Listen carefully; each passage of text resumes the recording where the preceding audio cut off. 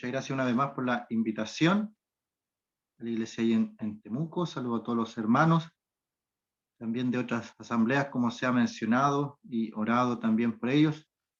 Vamos a continuar el estudio en el libro de Lucas. Estamos estudiando en el capítulo 2. Vamos a dar lectura desde el versículo 21. Lucas capítulo 2, versículo 21.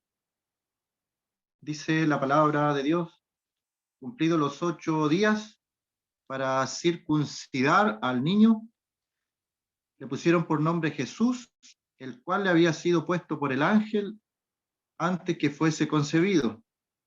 Y cuando se cumplieron los días de la purificación de ellos, conforme a la ley de Moisés, le trajeron a Jerusalén para presentarle al Señor, como está escrito en la ley del Señor: todo varón que abriere la matriz será llamado santo al Señor. Y para ofrecer conforme a lo que se dice en la ley del Señor, un par de tórtolas y 2 palominos. Y aquí había en Jerusalén un hombre llamado Simeón. Este hombre justo y piadoso esperaba la consolación de Israel, y el Espíritu Santo estaba sobre él. Y le había sido revelado por el Espíritu Santo que no vería la muerte antes que viese al ungido del Señor. Y movido por el Espíritu vino al templo. Y cuando los padres del niño Jesús lo trajeron al templo para hacer por él, conforme al rito de la ley, él le tomó en sus brazos y bendijo a Dios diciendo: ahora, Señor, despides a tu siervo en paz, conforme a tu palabra, porque han visto mis ojos tu salvación, la cual has preparado en presencia de todos los pueblos, luz para revelación a los gentiles y gloria de tu pueblo Israel. Y José y su madre estaban maravillados de todo lo que se decía de él.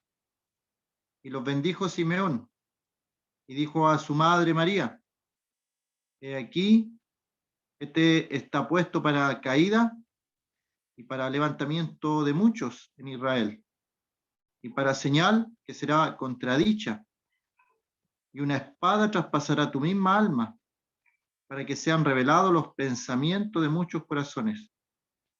Estaba también allí Ana, profetisa, hija de Fanuel, de la tribu de Aser, de edad muy avanzada, pues había vivido con su marido 7 años desde su virginidad, y era viuda hacía 84 años, y no se apartaba del templo, sirviendo de noche y de día, con ayunos y oraciones.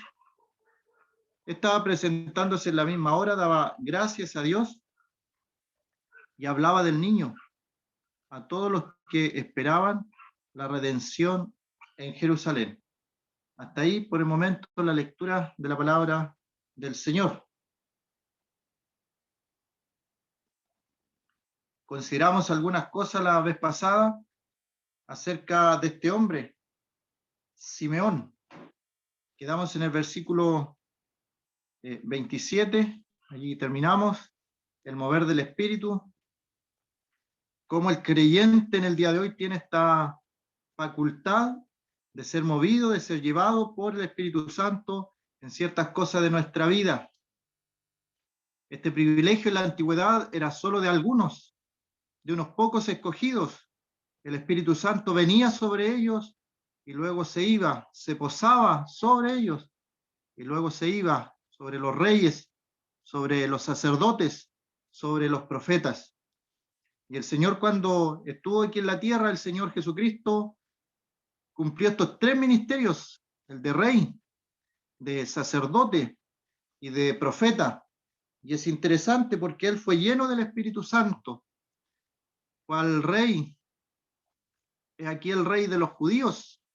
Incluso en su muerte pusieron ese cartel escrito en la cruz: el rey de los judíos. Y el Señor dijo a Pilato: mi reino no es de este mundo. Mi reino no es de este mundo. Y el Señor como profeta también, los que venían a Juan el Bautista le preguntaban, ¿eres tú el profeta que había de venir? El profeta le preguntaban, porque había una profecía, así como estaba la profecía del Mesías, también estaba la profecía dada en los primeros 5 libros de la Biblia, que iba a venir un profeta, así como Moisés, un profeta.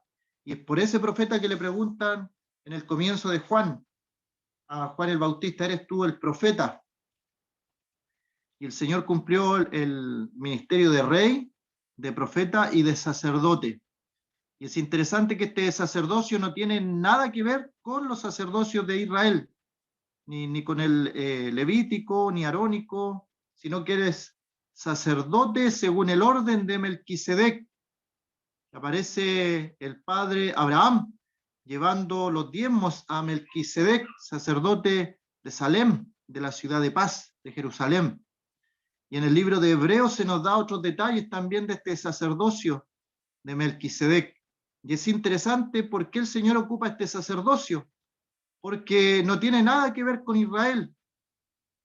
Esto nos dice que desde antes de la antigüedad ya estaba pensada la salvación para nosotros los gentiles, y como aquí también en el versículo 31 aparece acerca de los pueblos, de los gentiles, esos somos nosotros. El Señor vino a su pueblo no le recibió, pero no debemos pensar que en la antigüedad no estaba pensado el plan de salvación también para los gentiles. Y Pablo también lo aclara, que esto era como un misterio, la salvación de los gentiles, era un misterio, la iglesia, y el Señor hizo un pueblo, quitó la separación intermedia, que era el pecado, y puso a los judíos y a los gentiles en un solo nuevo pueblo, que es la iglesia. Así que ahí vemos al Señor cumpliendo estos 3 ministerios. El versículo 26 habla del ungido del Señor. Eran ungidos los reyes, eran ungidos los sacerdotes y eran ungidos los profetas.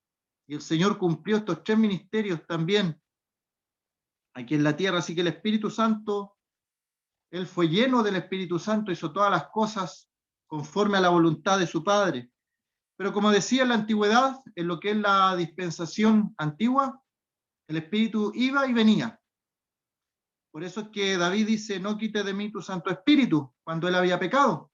En el día de hoy un creyente no podría decir esa frase, estaría incorrecto, porque el Espíritu Santo viene como un sello, según el libro de Efesios, capítulo 1, un sello indeleble, no se puede quitar, no se puede borrar, allí permanece, queda. Y si asociamos también el Espíritu Santo a lo que es toda la obra de la salvación, vamos a entender y quedar convencidos de que la salvación no se pierde, porque el Espíritu Santo permanece. Y el Espíritu Santo es el encargado de convencernos de pecado, de justicia y de juicio, según el libro de Juan. Y el hombre es salvado y esa salvación permanece, así como el Espíritu Santo permanece en el creyente. ¿Y qué pasa cuando un creyente se porta mal? El Espíritu Santo se contrista, se entristece, pero no se va. Si la salvación también, podemos a veces perder la comunión con el Señor, pero no perder la salvación, porque no es obra de nosotros, es obra del Señor, es por gracia del Señor. Y aquí vemos entonces el Espíritu moviendo a un hombre a ir al templo, y vio, han visto mis ojos la salvación. Y dice que este fue movido por el Espíritu, vino al templo. Y los padres del niño Jesús lo trajeron al templo para ser conforme al rito de la ley.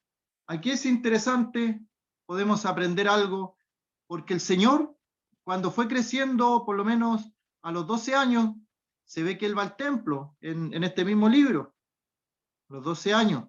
Y él le dice a su madre María, ¿por qué me buscaba y no sabía que en los negocios de mi padre me es necesario estar? Cuando él se les había perdido.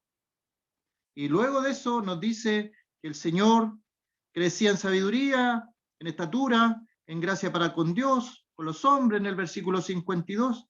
Y en el 51 dice y volvió a Nazaret y estaba sujeto a ellos, sujeto a ellos. El niño Jesús, el término que se ocupa allí es interesante porque en su niñez el Señor Jesús no podía decidir a dónde ir, no podía decidir por sí mismo qué ritos cumplir, y fueron sus padres los que le llevaron. Y ahí podemos apreciar la importancia de los padres, del papá, de la mamá. Y se le menciona también a José, José y su madre. Para todos los efectos, terrenalmente, José era el padre, era el encargado, el que iba a ser encargado de enseñarle una profesión a este niño Jesús como ser humano, aunque era un ser humano perfecto porque era Dios, pero iba a tener que pasar por los procesos terrenales de crecer en sabiduría, de crecer en estatura. Pero cuando uno es niño, muchas cosas no dependen de uno. La importancia de los padres, del instruir al niño en su camino para que cuando fuere viejo no se aparte de ellos. Muchos reyes en el libro de Crónicas aparecen los nombres de sus madres, y la mayoría de los reyes que aparece el nombre de su madre fueron reyes que hicieron lo bueno delante de la presencia del Señor. La importancia de la crianza en la niñez, cuando todavía el niño no puede decidir por sí mismo. ¿Dónde lo llevaban sus padres? Al lugar donde estaba la presencia del Señor en ese tiempo, en Jerusalén, al templo. ¿Y a qué lo llevaban? A cumplir conforme al rito de la ley, a cumplir la ley. Lo llevaban desde pequeño. Un ejemplo para nosotros, cuando hay niños que dependen de nosotros, de lo que nosotros hagamos o de lo que nosotros dejemos de hacer, va a influir en los pequeños niños. Ya cuando ellos sean más adultos, más grandes, van a recordarse de algunas cosas. Mi hermano mencionaba la otra vez cuando cantaba nuestro hermano Andrés con su familia, los niños pequeños, aprendiéndose los himnos, los coros, y los que tuvimos el privilegio también de criarnos en un hogar cristiano, donde desde pequeños se nos instruían las cosas del Señor. Es un privilegio, pero también es una responsabilidad que al que más se le da, más se le pide. Toma Simeón en sus brazos al Señor. Podemos pensar allí el creador del mundo, el creador del universo, que según Pablo nos dice que indiscutiblemente grande es el misterio de la piedad, que Dios fue manifestado en carne, y aquí está como una pequeña criatura, un pequeño niño, que puede ser tomado en brazos por Simeón. Simeón, el mismo que formó los brazos de Simeón, que formó los ojos de Simeón para verlo, a él mismo, el que formó los pies de Simeón para ir caminando al templo, el que formó el corazón de Simeón para ser obediente a lo que el Espíritu Santo le dijo. Es tremendo esto pensar que estaba en los brazos de Simeón su creador, el soberano, como él lo reconoce también más adelante. Lo tomó en sus brazos y bendijo a Dios. Esa frase allí, bendijo a Dios. ¿Puede acaso el hombre bendecir a Dios? ¿Puede acaso el hombre bendecir a Dios? Dios, hablamos de las bendiciones de Dios, en oración se mencionó. Dios nos ha bendecido grandemente, abundantemente, ha dado bendición, ha derramado bendición sobre nosotros, pero nosotros podríamos bendecir a Dios. Esto lo entendemos con la palabra bendición en el libro de Efesios, cuando Pablo también bendice al Señor. David en el Salmo dice, bendice alma mía al Señor. Pablo, el capítulo 1 de Efesios, escribe Pablo, capítulo 1, verso 3, bendito sea el Dios y Padre de nuestro Señor Jesucristo, que nos bendijo con toda bendición espiritual en los lugares celestiales en Cristo. Y ahí, en ese texto, podemos ver las diferencias entre que yo bendiga a Dios y que Dios me bendiga a mí. Porque yo al bendecir a Dios es solamente que estoy diciendo bien, personalmente refiriéndome a Dios y diciendo palabras buenas, palabras bien acerca de Dios, de lo que Él es. Y este Simeón bendice a Dios. Y dice, ahora Señor. Esa palabrita allí, ahora Señor, la palabra Señor que aparece allí, en otras traducciones se traduce como la palabra soberano. Soberano. Es un atributo de Dios el ser soberano, el ser Señor. ¿Y cuál es el eslabón ahí que hay? Cuando dice Señor, despides a tu siervo. Ahí hay un eslabón, porque el siervo y el Señor están íntimamente comunicados. Tenemos la figura de los esclavos, del amo y los esclavos. Y esa es la palabra que utiliza allí Lucas al decir, despides a tu siervo en paz, Señor, Señor soberano. Tú haces lo que quieres, cuando quieres y con quien quieres. Eso es que Dios sea soberano. Ahora, Señor, el soberano de toda la tierra, el soberano de los reyes de la tierra, el único Dios. Así le reconoce este hombre Simeón. Tiene un concepto de Dios demasiado elevado. Utiliza esa frase.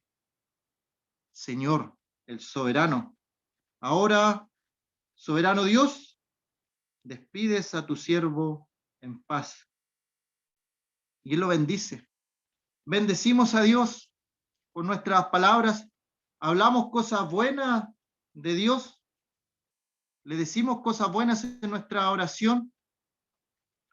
A veces la oración se puede transformar en un pliego de peticiones que solamente pedimos y pedimos para nuestras necesidades, por nuestras enfermedades, por nuestra dolencia. Pero también en la Biblia menciona oraciones de agradecimiento por todo lo que el Señor nos da, por todo lo que el Señor ha hecho en nuestras vidas. Y también hay oraciones de adoración. Y ahí podemos decir muchas cosas buenas también de nuestro soberano Dios. Las oraciones de adoración tienen que ver con lo que Dios es, con lo que Dios es. Entonces, cuando nosotros oramos, a veces pensando que estamos en una oración de adoración, por ejemplo, en la cena del Señor, tal vez no es una oración de adoración, porque agradecemos a Dios porque Él envió a su Hijo a morir por nosotros, porque ha pagado nuestra deuda, porque ha limpiado nuestros pecados con su sangre, y estamos diciendo cosas respecto de lo que Dios ha hecho por nosotros y por nuestras vidas. Eso es agradecimiento, pero la adoración es reconocer, por ejemplo, que Dios es santo, que Dios es justo, que Dios es soberano, que Él es omnipotente, descripciones de Dios, de sus atributos, de sus atributos. Y ahí estamos hablando de su carácter totalmente alejado al carácter del hombre, al carácter nuestro. Y ahí estamos hablando bien de Dios. Y ahí se utiliza el concepto de que el hombre bendice a Dios. Así que Simeón tenía claro estos conceptos y se despide. Despides a tu siervo en paz. Y esta relación, decía, como este eslabón, está presente en la escritura también de Pablo, cuando él en algunas cartas dice, Pablo, siervo de Jesucristo, esclavo de Jesucristo. Y si él se menciona como esclavo, es porque ha reconocido al Señor Jesucristo como su Señor, como su Señor.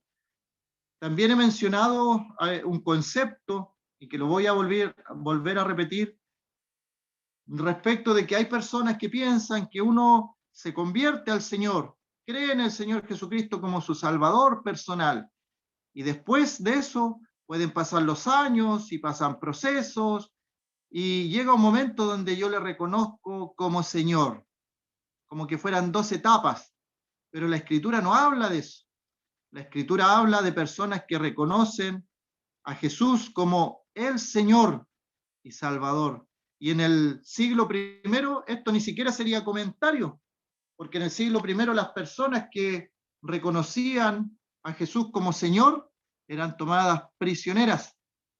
Incluso algunos pagaban con su vida el hecho de reconocer a Jesús como Señor.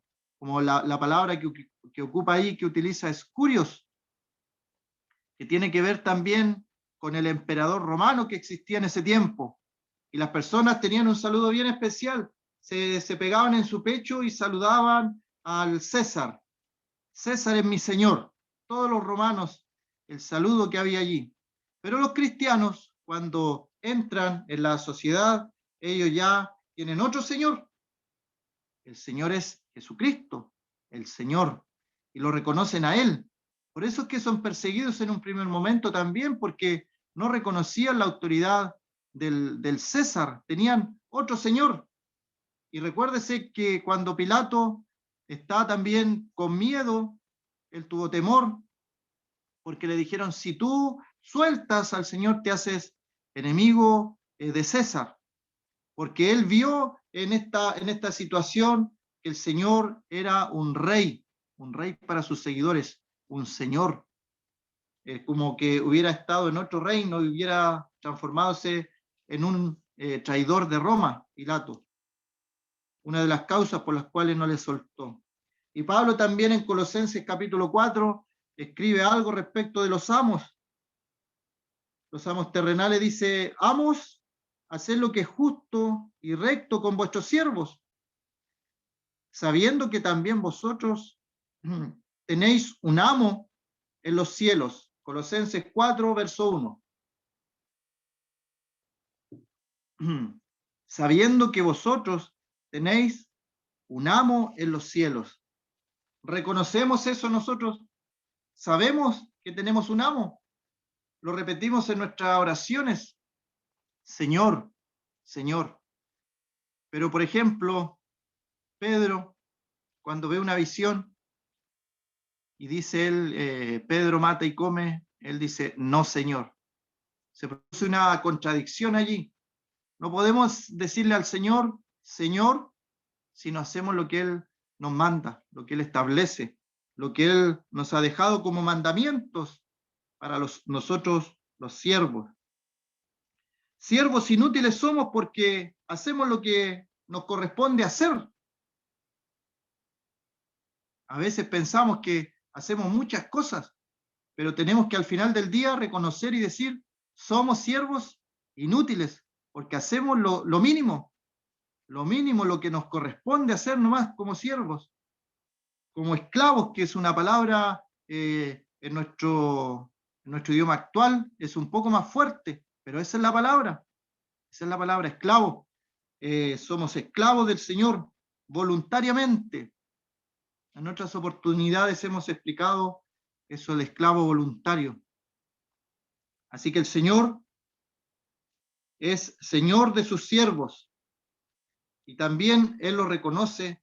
Hay un pasaje interesante respecto a los siervos del Señor en el libro de Apocalipsis, como posesión del Señor son los siervos, y a tal posesión llega que dice a la iglesia en Tiatira, en Apocalipsis 2, verso 20, dice, tengo unas pocas cosas contra ti, que toleras que esa mujer Jezabel, que se dice profetiza, enseñe y seduzca a mis siervos a fornicar y a comer cosas sacrificadas a los ídolos.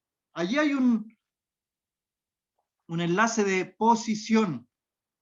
Somos siervos del Señor. Él nos reconoce, somos de Él y Él es nuestro Señor. Y tiene el cuidado el Señor de sus siervos, de sus amos. Por eso a veces cuando hay hermanos preocupados por la contingencia política, que viene una crisis, y han pasado tantas crisis políticas en nuestro país y en otros países a lo largo de toda la historia, muchas crisis. Han habido guerras, han habido hambre, pero el creyente es ciudadano del cielo. El creyente es embajador del reino celestial. El creyente tiene otro amo que no está aquí en la tierra. Por lo tanto, si el Señor es mi pastor, nada me faltará. Y pueden quedar de lado todos los temores al porvenir, al futuro, a las crisis, a las hambres, a las guerras. Y el Señor no hará nada a nosotros que nosotros no podamos soportar. Llegará un límite que tal vez ya no podamos soportar y hasta ahí el Señor nos ayudará. Él sabe lo íntimo de nuestro corazón también, porque somos sus siervos y Él es nuestro amo. Y es el ejemplo de Simeón. Él lo reconoce: Señor, soberano, despides a tu siervo en paz. Hay una noticia que debieran escuchar nuestros amigos que no conocen al Señor, porque cuando vamos a dejar a alguien al cementerio, en muchas de las tumbas, en muchas de las lápidas, hay unas iniciales que dicen que descanse en paz, o que en paz descanse. Pero eso solamente se cumple en las personas que conocen al Señor Jesucristo como su Salvador personal. Hay personas que han partido de este mundo sin el Señor como Salvador y para ellos no se cumple, aunque lo escriban muchas veces, que descanse en paz. Aunque se hagan reuniones por su alma, algunos hacen reuniones en la religión para sacarlo del purgatorio y se pagan esas reuniones para sacar a un familiar del purgatorio. Pero no, hay que entender que aquí en este mundo todo se decide. El que cree en el Hijo, en este mundo, el que cree en el Hijo tiene adquirida, una posesión adquirida, tiene vida eterna, pero el que rehúsa creer en el Hijo no verá la vida, sino que la ira de Dios está sobre él, dice Juan 3:36. Así que este siervo nos deja el ejemplo de que podemos despedirnos en paz, habiendo acabado todo. Él recibió una palabra del Señor, que tenía el privilegio de ver al Salvador del mundo, y conforme a su palabra, ahora él dice: despides a tu siervo en paz, en paz. Y queda la pregunta planteada para aquellos que no conocen al Señor: ¿podrías tú partir de este mundo en paz, en tranquilidad, sabiendo lo que hay más allá, sabiendo que en la eternidad hay dos caminos, dos lugares, dos destinos? Uno es el infierno y el otro es el cielo. Uno es el lugar de condenación y el otro es el lugar de comunión eterna con nuestro Señor y Salvador. Por eso este hombre dice: despides a tu siervo en paz, en paz. Así que en aquellos cementerios, cuando hay un letrero que dice que descanse en paz, solamente se cumple para aquellos que han muerto en Cristo, que han depositado su fe en el Señor Jesucristo y han partido de este mundo. Y es interesante porque antes de los cristianos la palabra que se usaba era panteón, que también tenía que ver con los dioses griegos, el panteón. Pero llegan los cristianos y tienen esta teología, esta idea, esta doctrina de que cuando partimos de este mundo solamente dormimos, estamos durmiendo para el Señor. ¿Y sabe lo que significa en el griego la palabra cementerio? Significa dormitorio, dormitorio. Es interesante, cuando el cristianismo llega allí en el siglo I, entonces ya no era el panteón, era el cementerio, el dormitorio, el lugar donde los creyentes dormían, esperando el advenimiento de nuestro Señor, la pronta venida de nuestro Señor.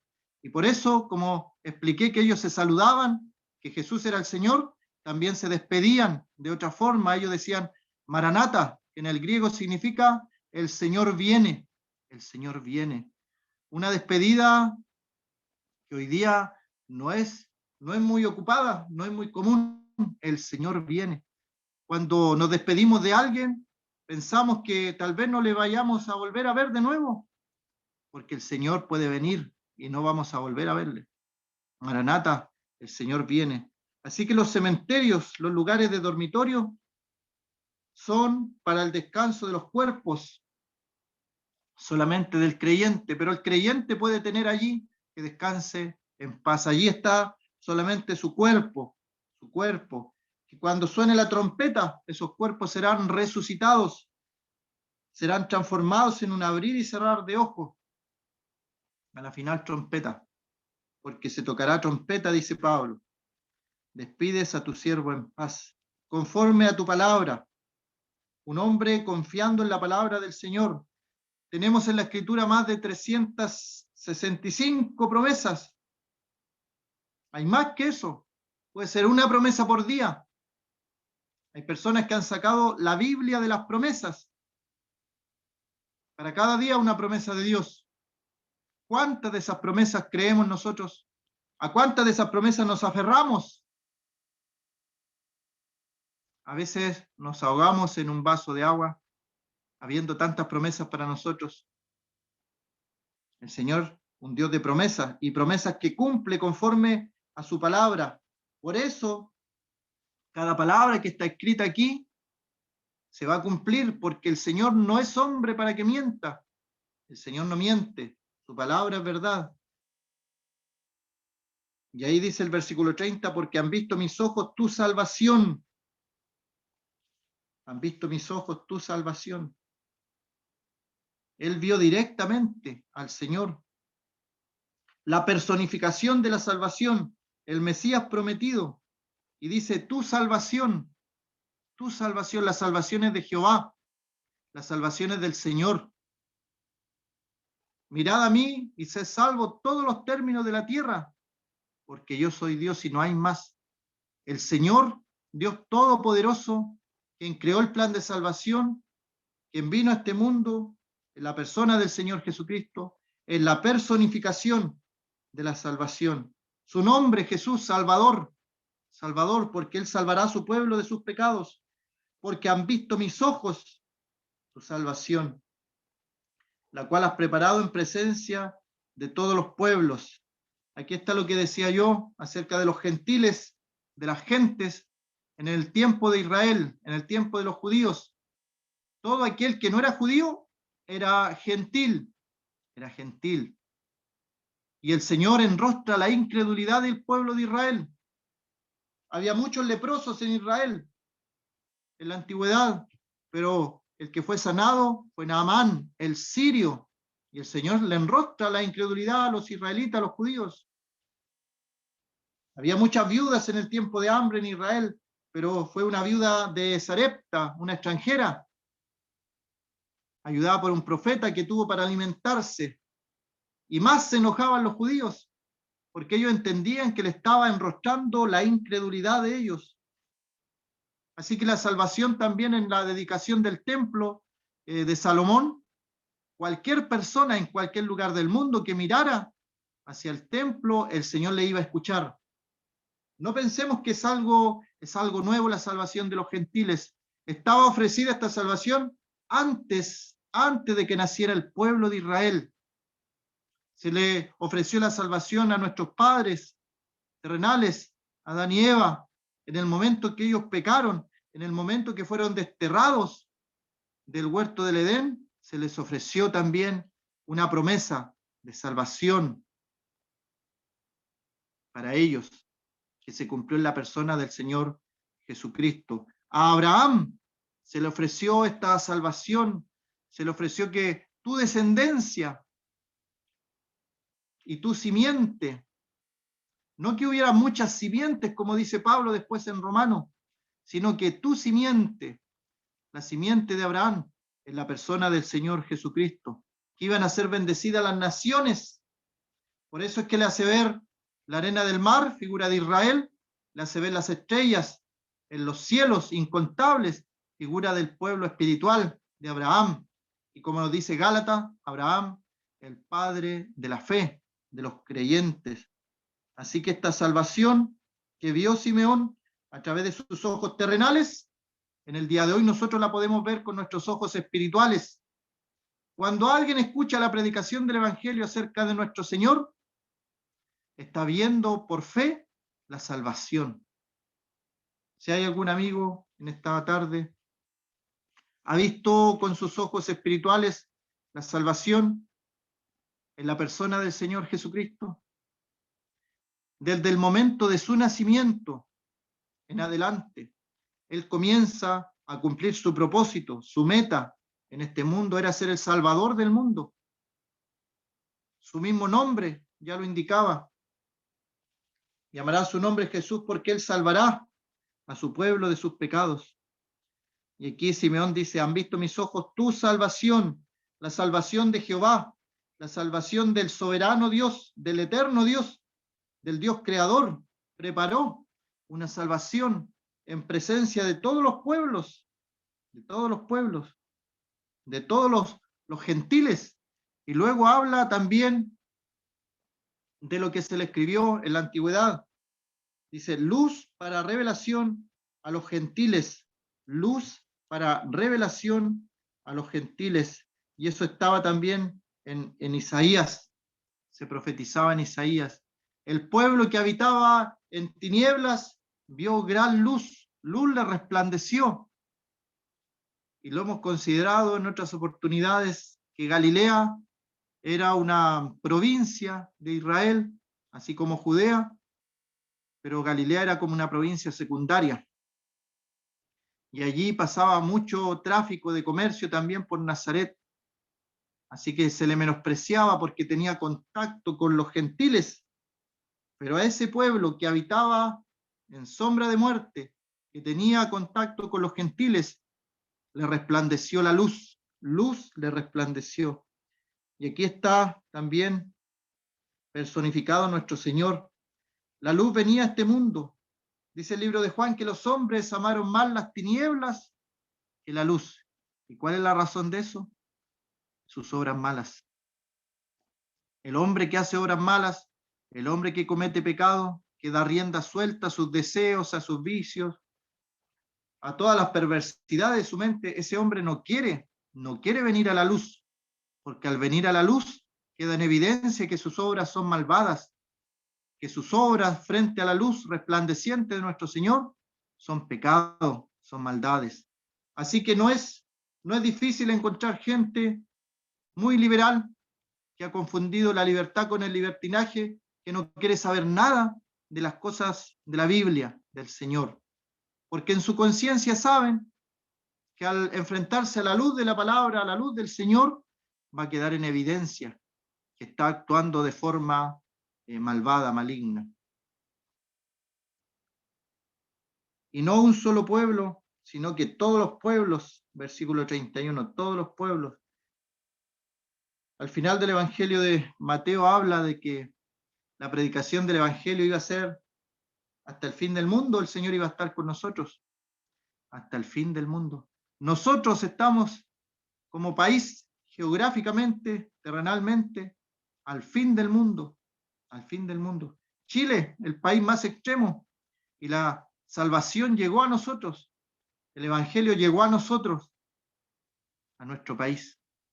Tantas cosas que tuvieron que ocurrir para que pasara esto, pero llegó a los confines de la tierra, como se profetizó allí en el libro de los Hechos, que se iba a predicar en Judea, en Jerusalén, en Judea, en Samaria, y hasta lo último de la tierra. Llegó la palabra del Evangelio hasta nosotros, en presencia de todos los pueblos. Ningún pueblo podrá decir en el día del juicio, a nosotros no se nos consideró, se nos excluyó del plan de salvación. No se podrá decir eso. Países en lejanas tierras, países con diferentes idiomas, el Evangelio ha llegado de distintas formas. Y en el día de hoy, hay países, hay lugares y hay pueblos donde no se ha predicado el Evangelio, donde no hay una Biblia escrita en el idioma de aquel pueblo originario. Así que hay mucha tarea por hacer. La obra de las misiones no ha terminado. Hay países que no conocen del Señor, que no tienen una Biblia escrita, ni siquiera un Evangelio de Juan en su idioma nativo, original. Y hay personas que van, que predican, porque la salvación es para todos los pueblos. Revelación a los gentiles, a las gentes. Y todo esto dice, y gloria de tu pueblo Israel. Gloria de tu pueblo Israel. Y el pueblo de Israel, lo he repetido otras veces, y lo vuelvo a repetir, que el pueblo de Israel es especial. Sabemos que no es el pueblo espiritual de Dios, el pueblo amado, el pueblo espiritual, es la iglesia, la cual Él derramó su sangre para rescatarnos a nosotros como iglesia. Nunca hizo eso por Israel, pero Israel se le llama la niña de los ojos de Dios. El que toca a Israel es como si estuviera tocando a Dios. Los países que van en contra de Israel, les va mal. Los países que bendicen y favorecen a Israel, les va bien. Y es interesante ese proceso histórico también. Así que la gloria de tu pueblo Israel. A los israelitas se les confió las promesas, se les confió la ley, los mandamientos. Ahí en Romanos Pablo detalla todo lo que se les confió a ellos. Todo lo que nosotros conocemos de la espiritualidad que creemos se le confió a los judíos, a los israelitas. Cuando Moisés, las tablas de la ley, a los israelitas. Todo lo que pasó allí, su historia, en nuestra historia.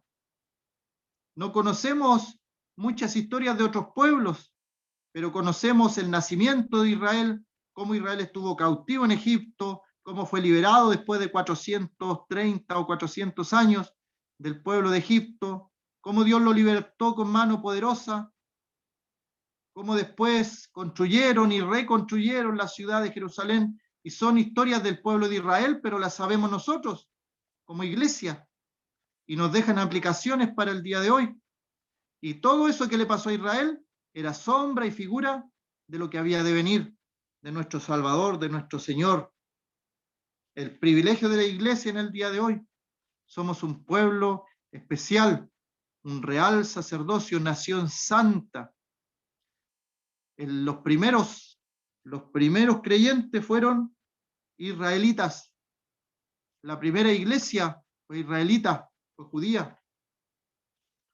Los escritores fueron judíos. ¿Sabe que ha aumentado en este último tiempo el antisemitismo? Lo último que conocíamos fue un poco antes de la Segunda Guerra Mundial, pero eso ha comenzado nuevamente, de a poco, de a poco. Bueno, el Señor tiene un propósito especial para nosotros en el día de hoy como iglesia, como salvados, pero dice Juan capítulo 4 que la salvación viene de los judíos. Así que allí podemos comprender un poco de la gloria de este pueblo Israel. Está cumpliendo el propósito por el cual fue formado Israel. Fue formado para dar luz a las naciones. Vamos a quedar hasta allí. Que el Señor bendiga su palabra.